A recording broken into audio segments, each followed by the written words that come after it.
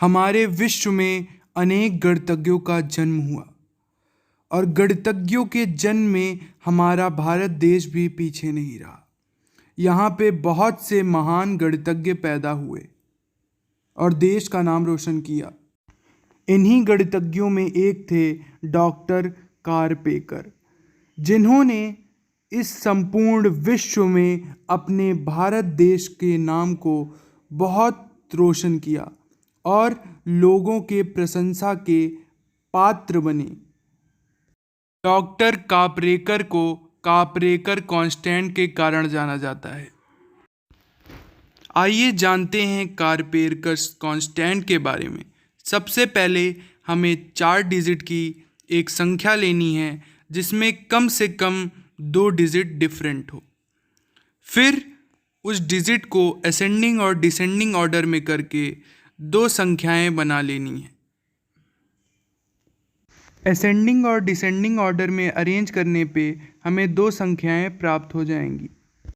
अब हम छोटी संख्या को बड़ी संख्या से घटा देंगे और इसी प्रोसेस को बार बार रिपीट करने से हमको आसानी से कापरेकर कांस्टेंट प्राप्त हो जाएगा। आइए समझते हैं कापरेकर कांस्टेंट को एग्जाम्पल्स के द्वारा। तो आइए देखते हैं कापरेकर कांस्टेंट के बारे में। सबसे पहले हम 4 अंकों की एक संख्या 4176 को ले रहे हैं।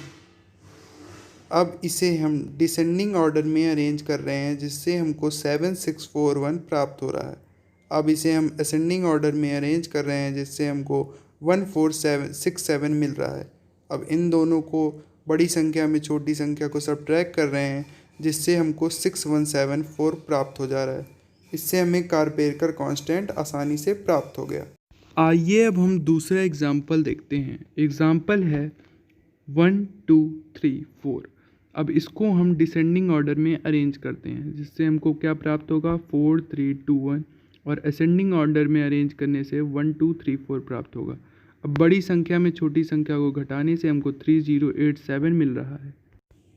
क्योंकि हमें कापरेकर कांस्टेंट नहीं प्राप्त हुआ इसलिए इस प्रक्रिया को हम बार बार दोहराएंगे जिससे हमको कापरेकर कांस्टेंट देखिए हमें संख्या 3087 प्राप्त हुई थी। अब इसको हम असेंडिंग और डिसेंडिंग ऑर्डर में अरेंज करके सब्ट्रैक्ट करेंगे और बार बार यही प्रक्रिया दोहराएंगे जिससे हमको कापरेकर कांस्टेंट 6174 मिल जाएगा।